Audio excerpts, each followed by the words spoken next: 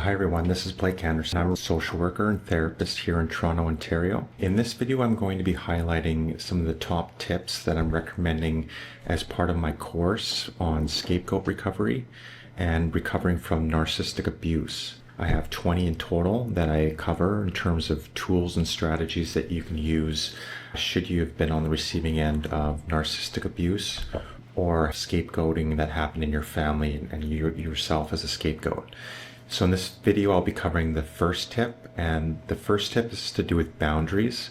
So I'll be covering how to think about boundaries, why they're important, some challenges that can occur when you set boundaries with someone who's considered narcissistic, and different books and resources that you can use to dive deeper in terms of setting boundaries. So in this video, stay tuned as I'll be covering how to set boundaries.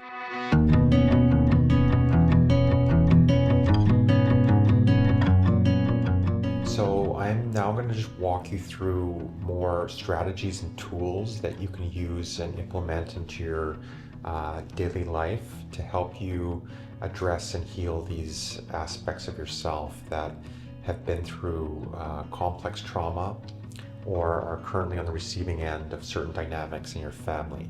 And with each strategy, I will have a report going more in detail about particular practices and instructions of how to implement these tools so that you can really much incorporate them in your life. So I would encourage you to watch this video. I'm going to give you an overview, but then in these reports that I provide, it's going to go more into detail so that you can really understand what the practice is all about.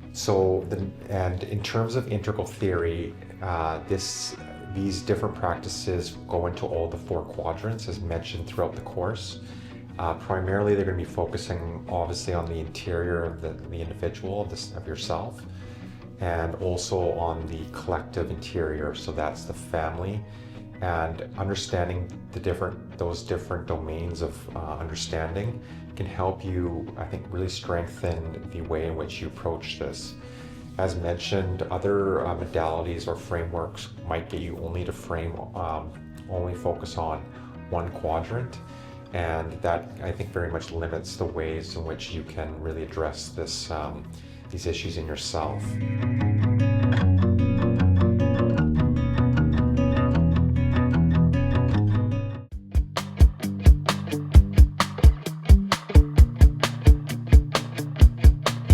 And so the first topic I'm going to talk about is the notion of boundaries. And I think many of us have heard about boundary setting. I think if you've obviously done your research online, often boundaries is usually one of the first suggestions in terms of how to really work with people who are dysfunctional or unhealthy. But as I'm sure many people know in this experience, it's often easier said than done. And sometimes obviously you need I would say often you do need a professional, someone you can relay what you're navigating in terms of this dynamic in your life, to really understand the nuances of the boundaries and maybe obviously why you find it hard often with these individuals to set boundaries. But to know with regards to boundaries, I will recommend a book called Boundaries. It's a very popular book that is recommended on this topic. And there's also the notion within bone family therapy of differentiation. And as mentioned previously, if you're in a family that is more meshed and there's less differentiation of self, then you're very much going to be getting pinged in terms of the anxiety within the family system. And that's going to likely cause you to act out of a place of anxiety, guilt and shame, or just generally be reactionary in terms of the family dynamic. But obviously you want to stay calmer as much as you can. And with boundaries, I guess it's got more to do with yourself than it is to do with the other person. As we know, often if someone's narcissistic, they likely don't see any boundaries between you and them. And so they very much see you as an extension of them, and therefore them boundaries is really intolerable. And so they're going to probably find different ways to manipulate or to get their way and or react in a way that puts you in the notion of a double bind. And double bind is just that if you do set a boundary, perhaps you're going to be rejected from your parent or your family, and then you're on the outs, and then there's this dynamic usually that plays out.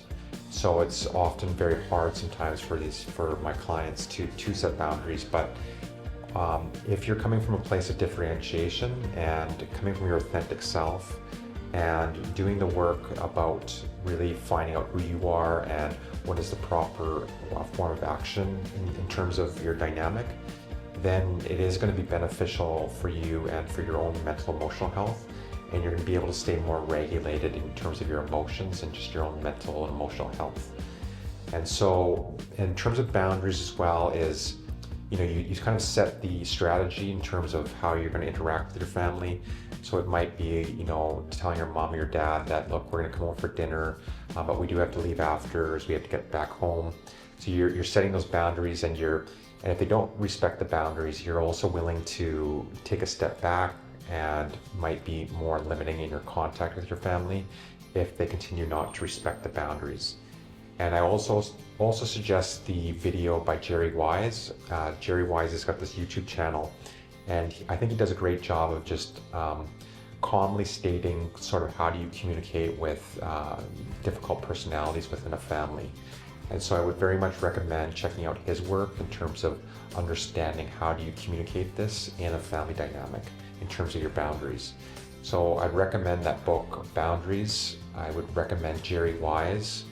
I'd recommend thinking about as just writing down some strategies or some rules that you're going to abide by when with your family. And if they choose not to follow those boundaries, then you're willing to step away or to limit contact or set whatever you need to do for yourself in order to ensure that yourself and your family are protected. And just one thing to say is usually when people have kids or they're going to have kids, then often they're thinking about this notion of differentiation and about boundary setting with their family, as they obviously don't want to pass on the dysfunction to their children. And so they're especially with women, this kind of mama bear can come out, and they can be very much more protective of their children. So it's just something to consider with regards to usually when a lot of my clients are thinking about boundaries. But again, it's often frustrating with these individuals. It's about stating kind of what your bottom lines are, or things that you're willing to negotiate on and things you're not willing to negotiate on. So in Gottman theory, he has an approach where you have a bubble, like, so these are the things I'm not going to compromise on, or like my bottom lines.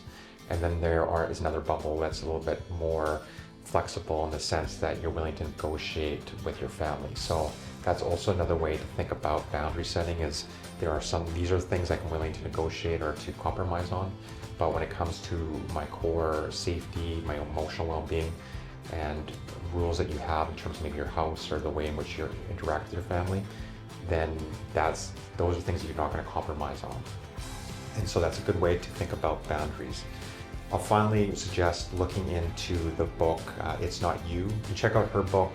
She gives a good suggestions in terms of how to interact and set boundaries with narcissistic people in your life.